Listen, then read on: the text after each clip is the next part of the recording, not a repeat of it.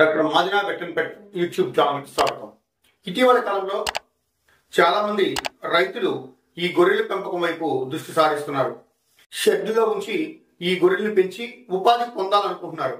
అయితే ఈ గొర్రెలు కొనుగోలు చేసేటప్పుడు వీటి వ్యాధుల పట్ల సరైన అవగాహన లేక ఈ గొర్రెలను కొనుగోలు చేసి షెడ్కు తీసుకొచ్చిన వెంటనే ఈ వ్యాధులు బయటపడి ఎక్కువ గొర్రెలు చనిపోవడం అనేది జరుగుతుంది.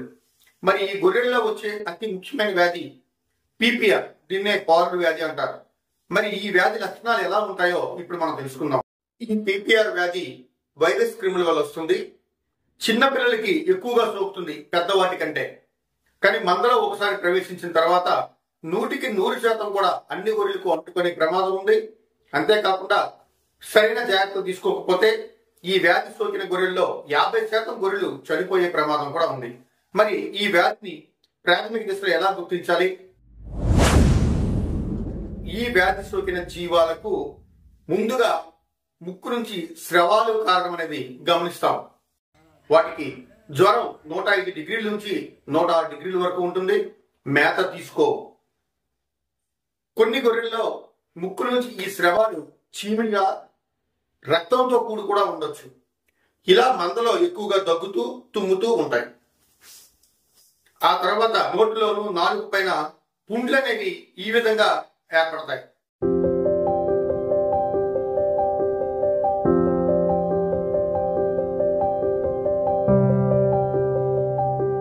ఈ వ్యాధి సోకిన గొర్రెల్లో డయేరియా అనేది ఉంటుంది. అందుకే దీన్ని పారుడు వ్యాధి అంటారు. షూటింగ్ డయేరియా ఉంటుంది, అంటే గొట్టం నుంచి కొట్టినట్టుగా పారుడు అనేది వస్తుంది.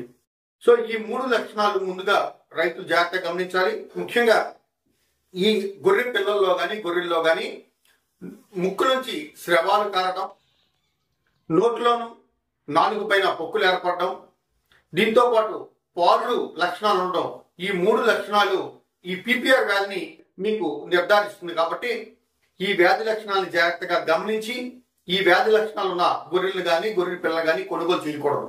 ఒకసారి ఈ వ్యాధి లక్షణం కనిపించినట్లయితే వెంటనే వాటిని వేరు చేయాలి.